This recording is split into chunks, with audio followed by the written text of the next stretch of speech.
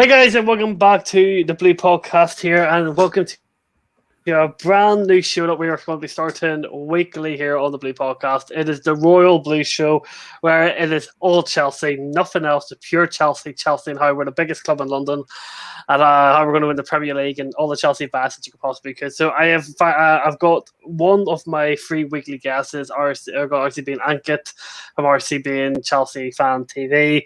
Very big Chelsea fan, very passionate. Obviously, he stays up to all sorts of hours in the morning to watch us play.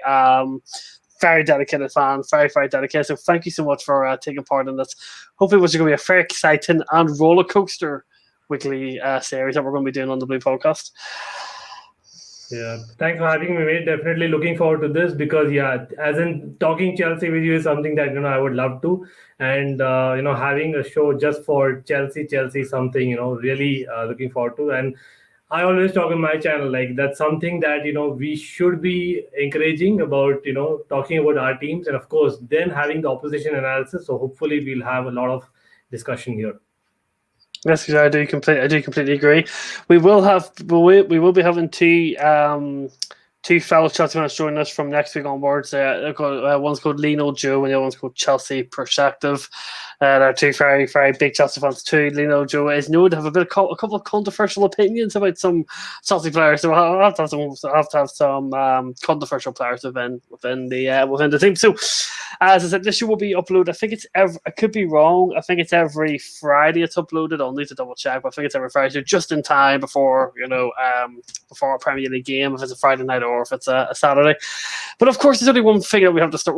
There's only one thing we have to start talking about, and that is Romelu Lukaku was literally announced about an hour before we have started recording this. He's officially been announced. Everything's done and dusted. Been no really doubt ever since the interest came. Obviously, Haaland was our first choice, but we all knew. I think every Chelsea fan knew that was too much of a big deal to get done. But I have to hear, what do you think about Romelu Lukaku? He's coming back to finish the dream that he started as a kid at the Bridge.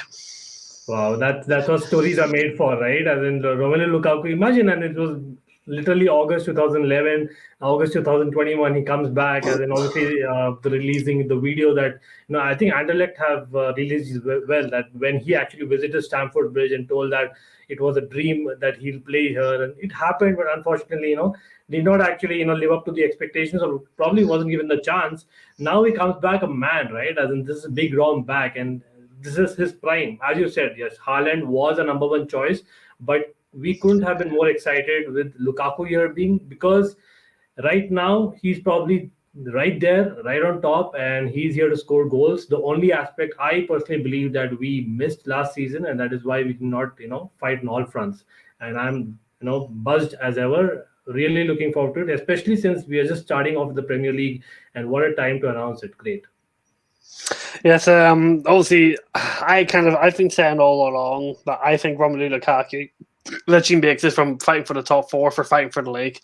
We won't get into too much because obviously we won't be talking about the Super Cup in depth. But when you look at the Super Cup, that Super Cup, you think about some of the chances that some of the balls that Marcus Alonso was putting in or Siak was putting in, those are chances that are proper number 9 finishes. And there's what he was doing at Inter Milan when he was getting so much service, and then a player Lautaro Martinez, getting so much support from the two wing areas, which we know is a big thing of Antonio Conte.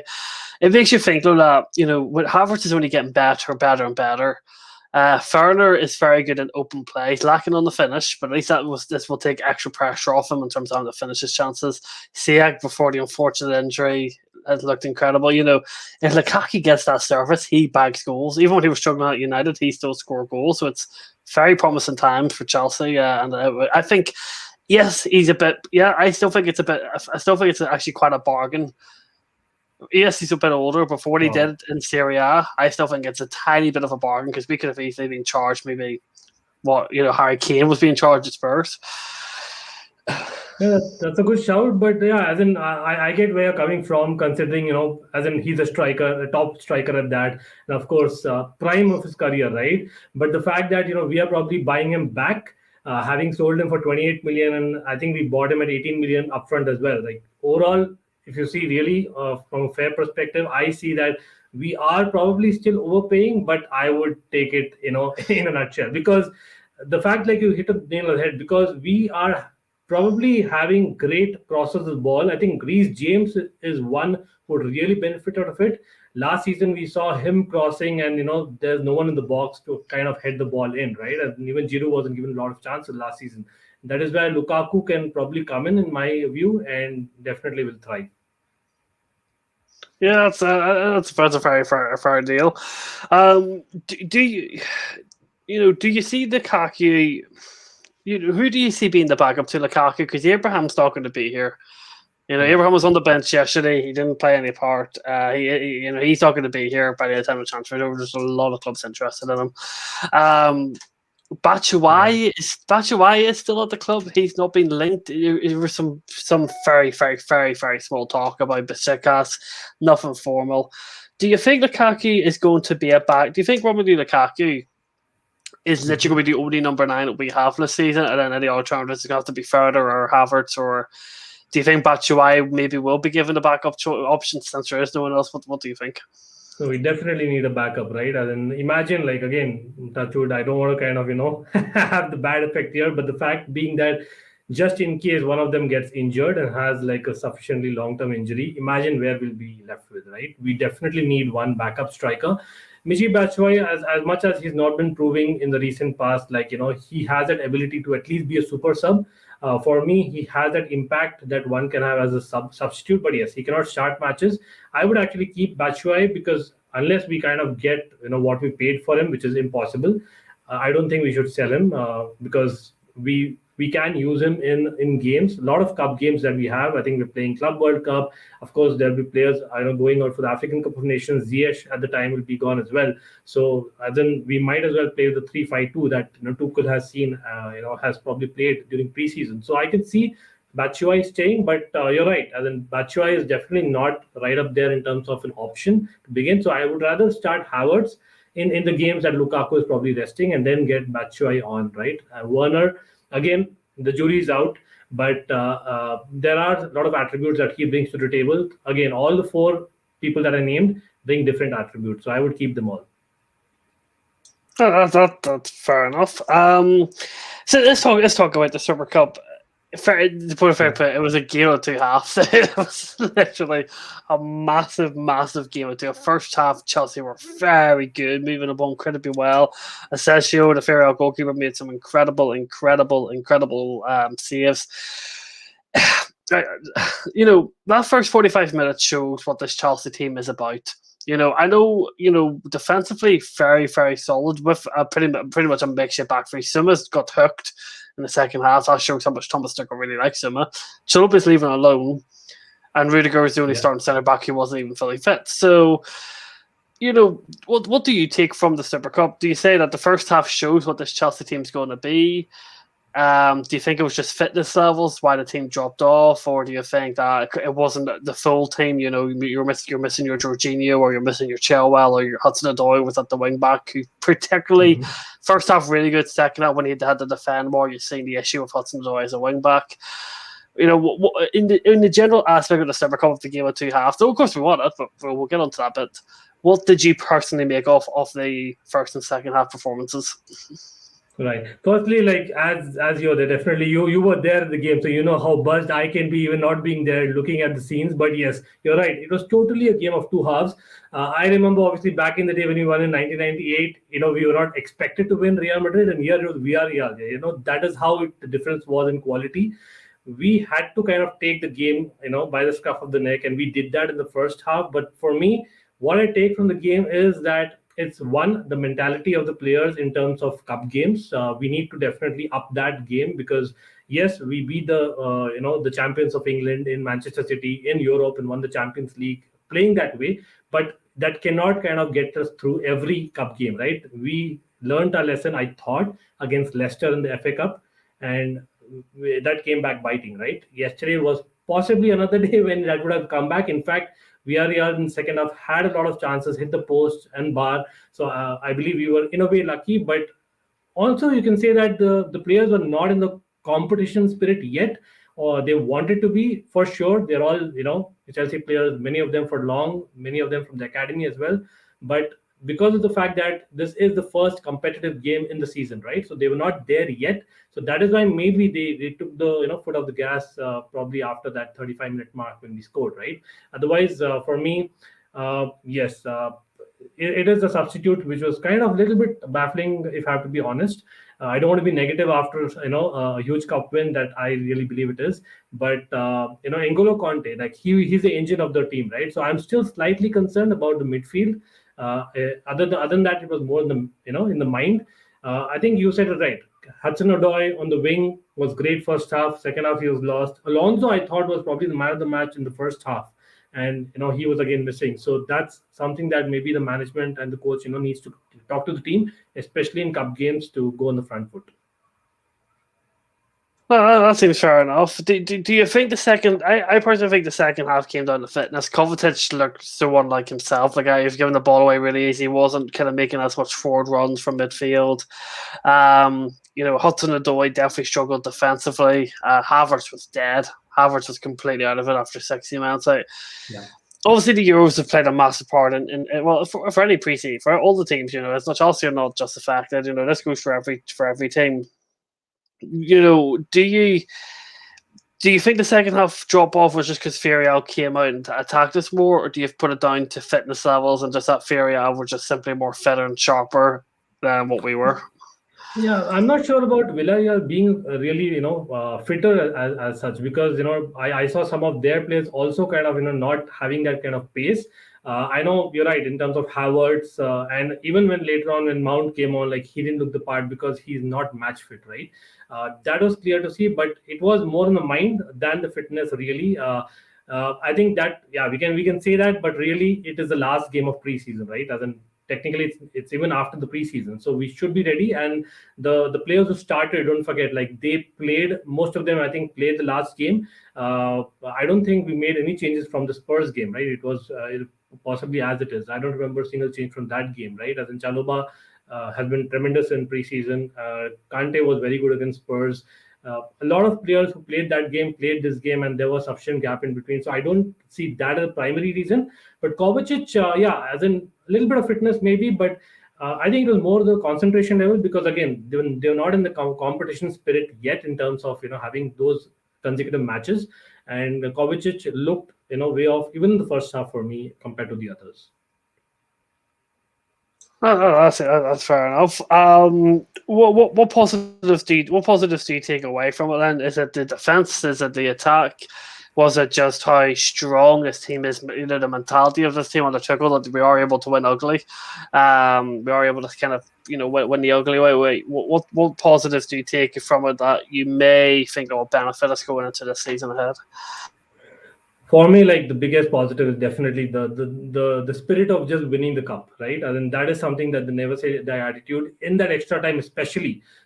We looked lethargic. Trust me, like that was not Chelsea. Even though we were having a lot of possession, we didn't create any chances. We didn't have those runs that we usually do. Still, we got through it, and then probably even penalty shootout, we saw that the just the passion that the players had was clear to see that they are probably winners from the Champions League. They're probably built. That's the Chelsea DNA, that we want to win every game, right? That is one main positive. Of course, I think everyone's talking point is Trevor Chalobah. Trevor Chalobah did make a couple of mistakes in the first half, but he was awesome. He was like too good in the second half, right? As in Trevor Chalobah probably became a man from a boy in this single game, I would say, right? That's how good he was in the second half for me. And yeah, it'll be interesting because obviously a lot of links to Kunde. It's imminent, people say, and Zuma being sold. So Trevor Chalobah may just step up. You never know, right? As in, and that's great to see. And of course, last but not the least, Kepa, right? As in the penalty shootout. Of course, Tuchel having that tactical nous, you can say it's a master stroke. It's in hindsight, it's easier to say, but the fact that Kepa has saved us in penalty shootouts in the past in the Europa League in 2019. So that's something that worked in our favor, and just the respect that Kepa has gained, will give a lot of positive vibes in the team. Well, that's really well put. Really, really well put. Obviously, I don't know about you, but obviously when I think Kappa coming on, I thought, what the hell's going on here? Like we're subbing Kappa on, which I actually thought it worked in the end. There's no difference. When you seen Kappa come on, did you think what the hell's going on, or did you think that fair enough, Kappa probably is better saving. Can we also just say also Mandy had a phenomenal game. Yeah. Mandy made some real, like, there was one save that he made fingertips that put it onto the post to stop us going 2-1 down. So Mandy had an incredible game. It just makes you think, if Kappa's this good, if Kappa obviously gains so much confidence from that penalty shutout, incredible confidence, and Mandy tied out of his skin, like, if that's what is the story to come, we have two really, really good goalkeepers. And obviously Mandy goes away in January for Afcon, so it's only pre-season, but it's positive if you're seeing Kappa. If you've seen Thomas Tuchel trust Kappa in those situations. Yeah, as in you make some good points there, Josh. Because yes, I think the African Cup of Nations with Mendy going away, the key aspect is confidence. Like you hit the nail on the head, because Kepa getting that confidence out of that was fantastic. But I have to be honest here, I did not have confidence right when he came. Yeah, as in I would not go as far as saying that I was not having confidence. I'll go as far as saying that why Kepa? That is what I told at the time, because we had Tammy Abraham on the bench. We needed a goal. There were still a few minutes left. You never know, right? As in, we all remember the Drogba header in the 88th minute in 2012. But again, that's just me being a Chelsea fan, from the legacy fan that we are all are. But the fact that Tammy Abraham was there and still not used, I know he's going, but it could have probably been a good move as well. But again, I won't complain. We won the Super Cup. Thomas Tuchel is a tactician of the top order, and Kepa has got the confidence. So it all worked out in the end. And yeah, I think Mendy also, like, yeah, initially I think he did make a couple of bad distribution passes, but he made some tremendous saves as well, and he made up for it. So I think our goalkeeping unit, of course, I think Czech from the outside is looking at them. So hopefully they're all in good spirits, and we'll do well come the season as well. Yes, I can. You're kind of taking words out of my mouth. I also, when I seen Kappa coming on, I just thought to myself, we're bringing Kappa on, which I was thinking to myself, like, this is fair, and this is okay. Maybe there's some statistical data that I don't know, or something, but like, I'm trying to think of the best way to explain this, because I think it's a bit complicated to explain. But when you look at Kappa, and his time at Chelsea, first season, really good season. Last year was dodgy as hell. Like, he made so many mistakes in so many games under Frank Lampard. He lost all of his confidence ever since Tuchel came in. He's played in the FA Cup games. He's played in pre-season. He got trusted in the penalty shutout.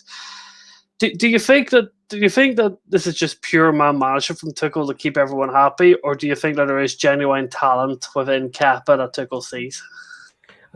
He definitely sees talent, right? Because I think if you remember when Tuchel had come in, right in the very beginning, I think it took Tuchel, I think almost 3 to 4 matches to actually announce that Mendy is a number one. So he actually kept it open.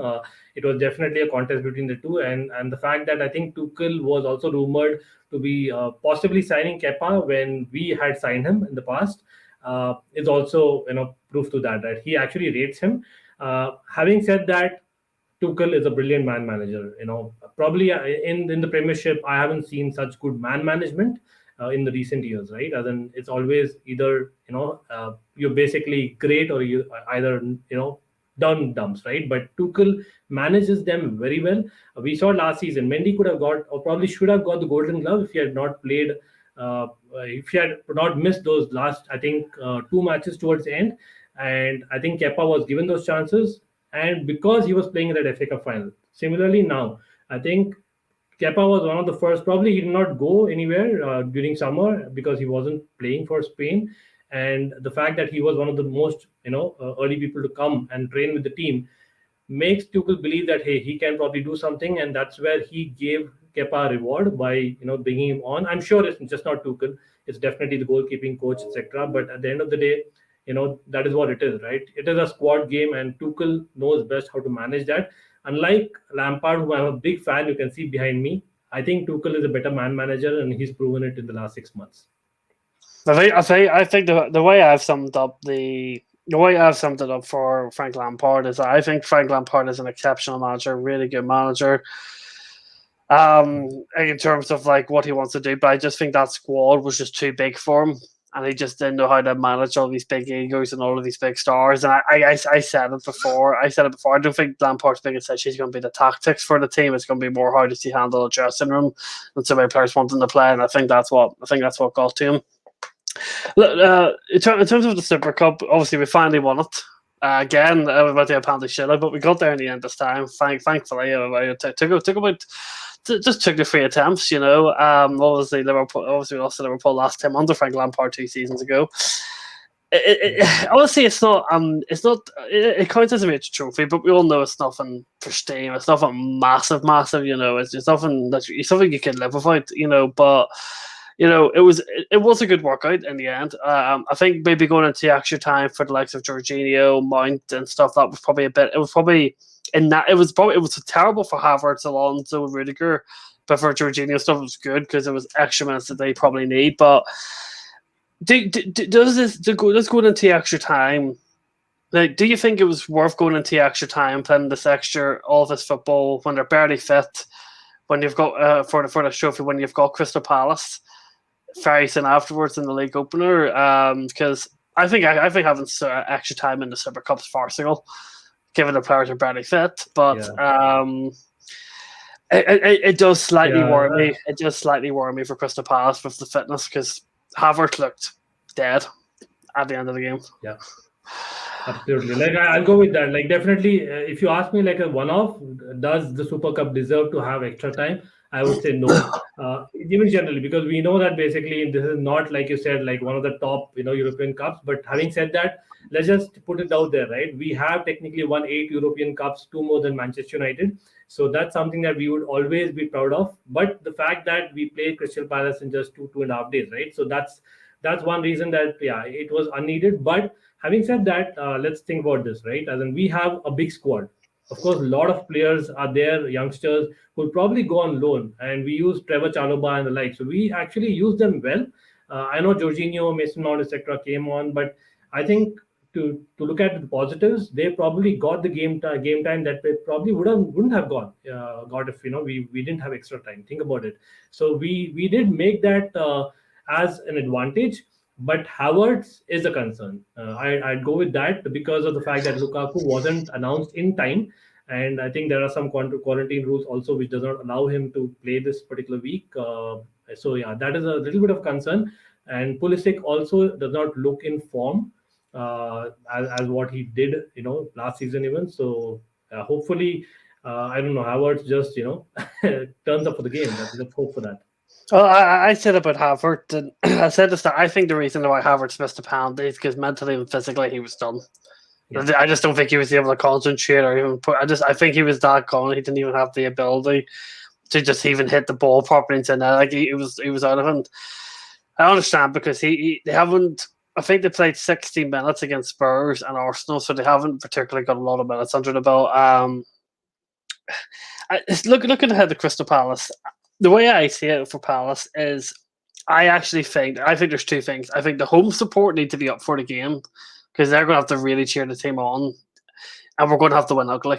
I honestly wouldn't be surprised if Palace have a few chances and we just have to hope we nick a goal somewhere because I can't see us pressing them high.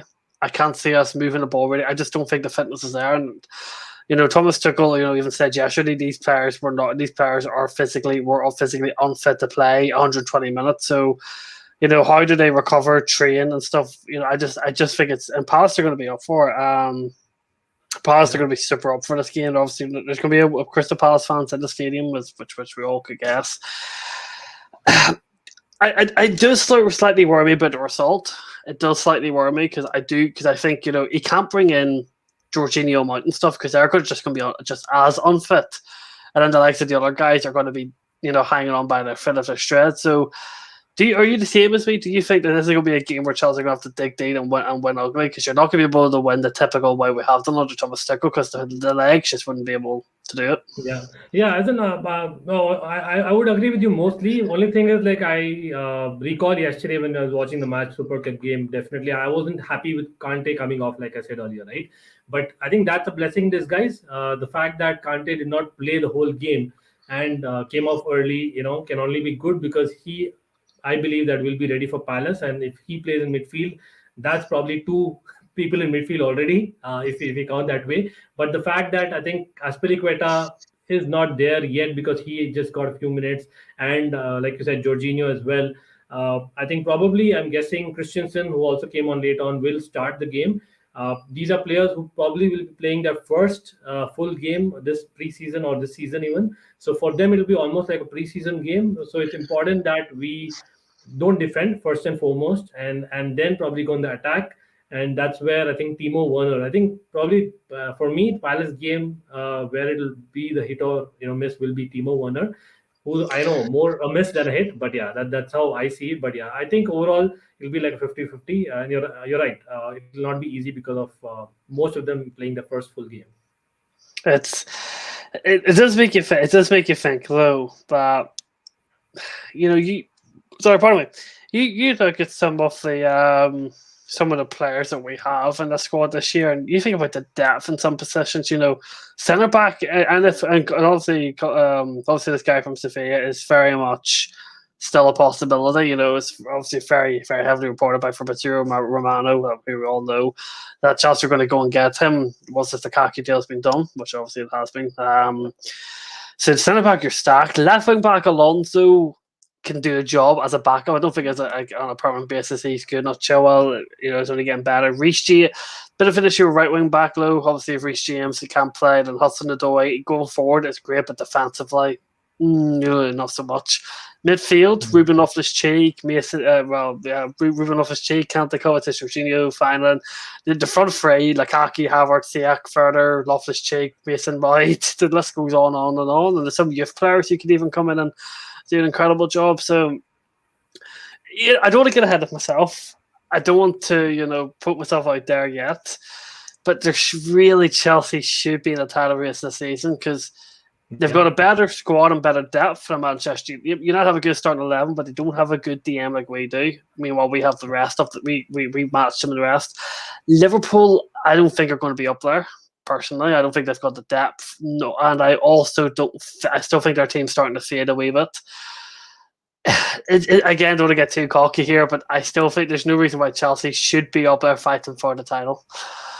Yeah, I totally agree with you because it's between City and Chelsea. If you really see in terms of the squad depth, like you said, right? But again, it depends on the injuries as well because again, it's a long season. Ziyech again, getting that injury, just around the preseason, end of the preseason is something like really unlucky and unfortunate for him because he looked great this preseason. So that will be a miss, and that is where probably our the depth in the squad will probably be questioned, and hopefully like Pulisic really stands up because for me he has the ability, but the consistency is something that is lacking. So with say Manchester United, still I would rate our second team above them. So you're right. I will go with that. But Liverpool, the only aspect that I've seen Liverpool is like still the transfer window is open, right? So we never know what's going to happen in the next couple of weeks. Talks are that they might sign a good defensive midfielder as well. So if that happens, then they might be in the mix. But let's see. That it's very interesting. But for sure, I am actually putting Chelsea right on top. I'm actually crossing the line already, and I'm saying that we should be challenging and winning the title for sure. What would you do if you did win the title? What would be your planned celebration? Wow, this is interesting. But yeah, like I said, like this is probably the season after the Champions League win where you are buzzing by default, right? I mean that's going to happen. It's more like if we don't win the title, yeah, it'll be definitely disappointing. At least we should challenge till the last weeks. But for me, winning the title is everything because it's been like what 4 years. I know for many clubs it's been 2 decades, 3 decades, and never. But as Chelsea fans, recently we are spoiled, right? As in we definitely need that. And for me, obviously, I'm actually planning to finally, go and watch a game in Stamford Bridge, hopefully next season. So that is something that I'm building towards. And winning a title will be great, right? As a start. Um, so my final question to you before we kind of before we wrap it up, do you, what are you most excited for the season? Do you think it's the German duo are going to really step it up this year? Do you think are you excited to see Lukaku, do what he wanted to do back in 2011? Like as a Chelsea fan, looking here at everything that we have in front of us, with the manager, with the young, exciting squad that are only getting better and better and better. Like, what excitement do you feel as a Chelsea fan for what is going Yeah. to be coming up ahead this season? See, I don't know. Obviously, like being a Chelsea fan for over 2 decades, I've not seen so many youngsters come through together. And for me, again, like it's a second season succession that we're having so many youngsters together. So if you see, most of them again are either playing on the wing or a wide forward. That is where the position that I'm really excited to see about, like Mason Mount, Callum Hudson-Odoi, Reece James, with Lukaku being there especially. I certainly believe that these are players who will get a rapport going with Lukaku. And the player who actually really excites me, especially after watching the last couple of months in the last season, was Kai Havertz. Right, Kai Havertz has that ability. The question is about his fitness levels. If he's able to stay fit for the full season, I genuinely believe that Kai Havertz will be the find of this Premier League really this season.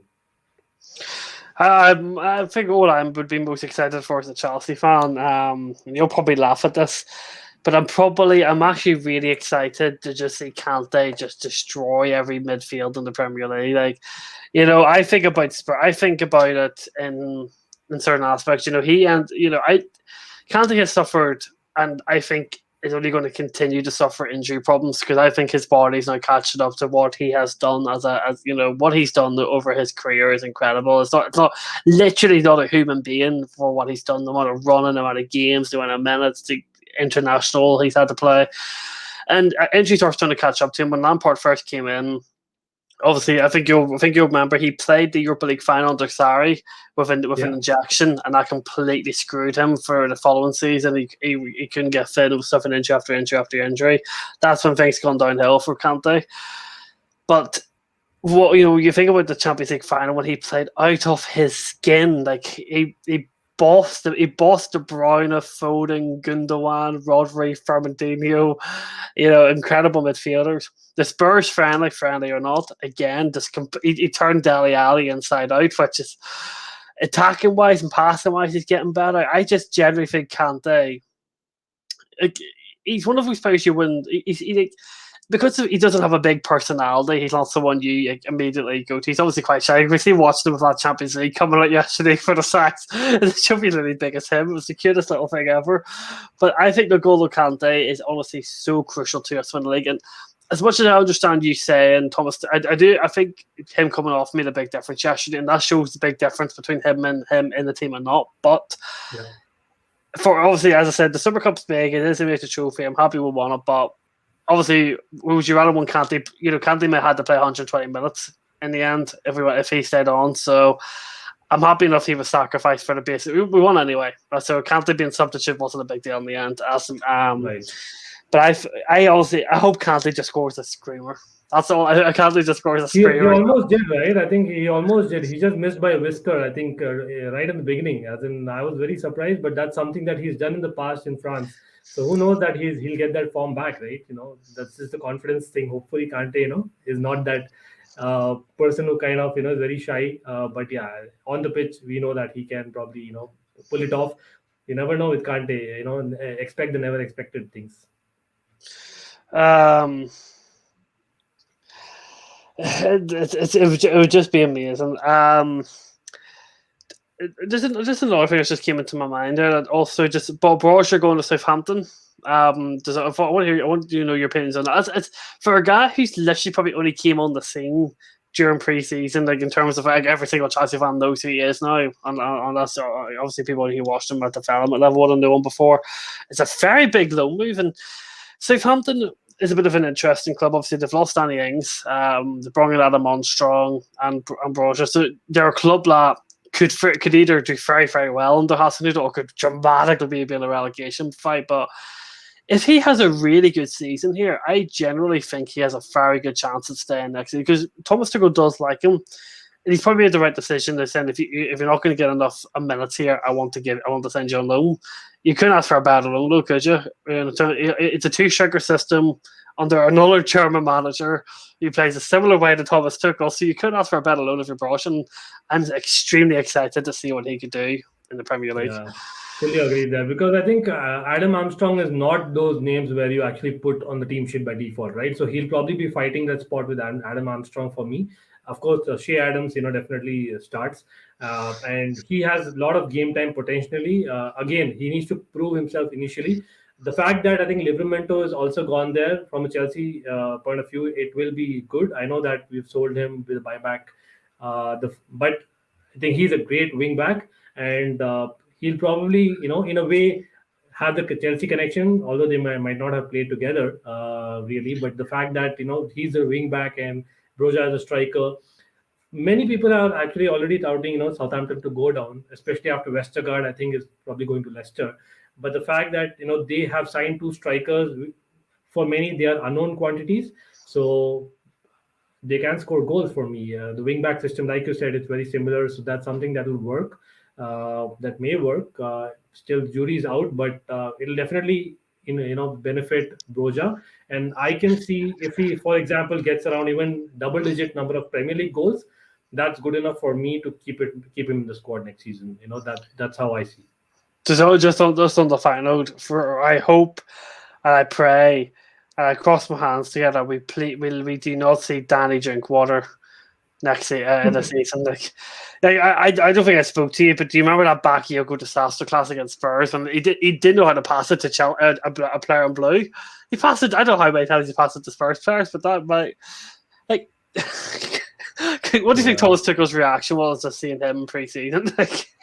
You know what? Like the fact that I think they probably saw, as in the crowd cheering or probably jeering for them. That is what something which made I think Bakayoko do that. But I agree with Thomas Tuchel, Drinkwater. Although he was quite good in preseason, I have to say, but definitely there's no future with Bakayoko. I think that was probably the only minutes he got the whole of preseason. So it's a fact that he's not going to play for Chelsea anymore. I'll be really surprised. That'll be probably the most surprising thing in the season, or probably in all seasons, if Bakayoko stays at Chelsea and plays. Uh, Again, I'm going on record saying that, but Drinkwater, will he get even a buyer? That's a big question because for me, Drinkwater had a decent preseason versus Bakayoko. I would rather sell Bakayoko at a loss even compared to Drinkwater. If it comes down to that, obviously it's about both players going ideally, which Chelsea would love to, and hopefully we'll get at least a club taking them on loan. But I think I'll probably keep Drinkwater over Bakayoko. That's my choice there. Just given a choice there. Yeah, that's I just that's fair. That's very, very well put. And I've always laughed at Danny Drinkwater and Bakayoko and all, but obviously, I hope Drinkwater. This is Drinkwater's final year of his contract. Thankfully, we won't have to see him in another preseason.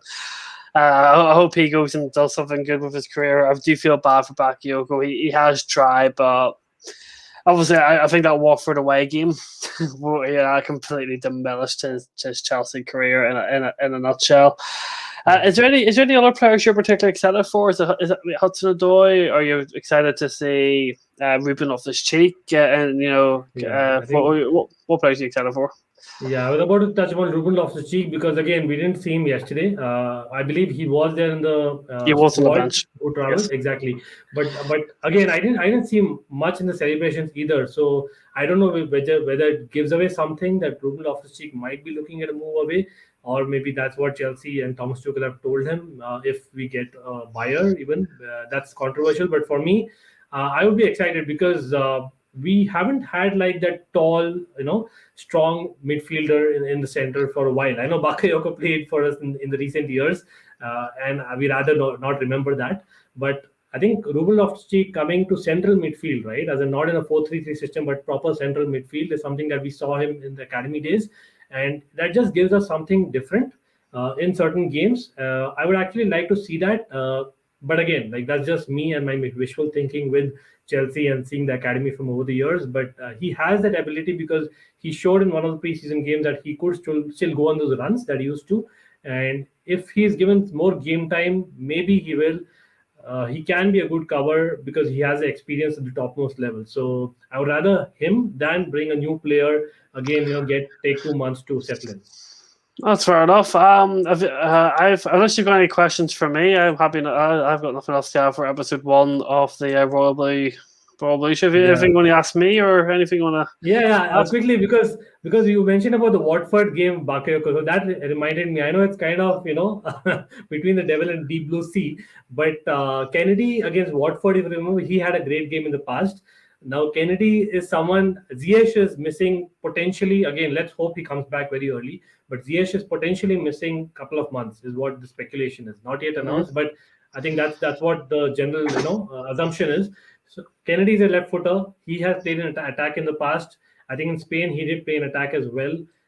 He has played in the Premier League in the past. He's a left footer, right? So considering that, would you keep him in the squad? I would keep up until January, yes, because it, I think I'm more thinking for the I'm trying to figure out how to explain it. I would keep him just more for the Carabao Cup games, just as more the Carabao Mhm. Cup and or games where you can name 9 subs on the bench again this season. So more put him on the bench and he's someone you can bring on. It's not to be rude to Kennedy. It's just more basically a player that you can use and bring on when the game's done and dusted, and there's nothing to really be worried about. If you get me, I don't see him. I still prefer to see or join ahead of Kennedy and in selections. I would still rather see Ruben Loftus-Cheek. There's a couple of other youth players I think deserve it. Like I said, I know you hate me saying it. I still don't think Kennedy's a great player. I know we get very different opinions on that, but that's the whole part and parcel of football. That's the great thing about it. Yeah. But yeah, I would keep him until January until CX back, just in worst case scenario, because I think always having that player, because he does have experience. He's got good experience in La Liga. He is a Chelsea fan after all, so for those reasons, yeah. But he's not. I hope not to see him play a massive part in the team. Obviously, we're very stacked at left wing back. Alonso, Chilwell, and Everson, so obviously he won't play there. And maybe he'll be playing a Carabao Cup game or something if we get like a dodgy side. But I can't see him playing Yeah. anything too much. Definitely. If you get what I'm trying to say. Absolutely. No, I agree that definitely as an option, yes, but definitely not as a starter, especially in the Premier League, right? And If, that's not something that. if it takes something dramatically bad, I would think a Liverpool situation happen for Kennedy to start a Premier League game. I Oh think at yes, that point, I yes. think Chelsea fans would probably cry and wonder what's happened. But that's a really good question. I know you have a particular I know you have a particular Yeah, affinity towards left thing footers, about right? me, Let's Kennedy. put it that way. It's about left footers. For me, like obviously, I'm an Iron Robin fan, right? Or from all those years ago, like I was like a huge ardent, I think, stan rather. But Ziyech, for me, like probably I'm predicting him to be one of the players of the season for Chelsea, provided he comes back, sooner than what is expected. So let's hope for the best there.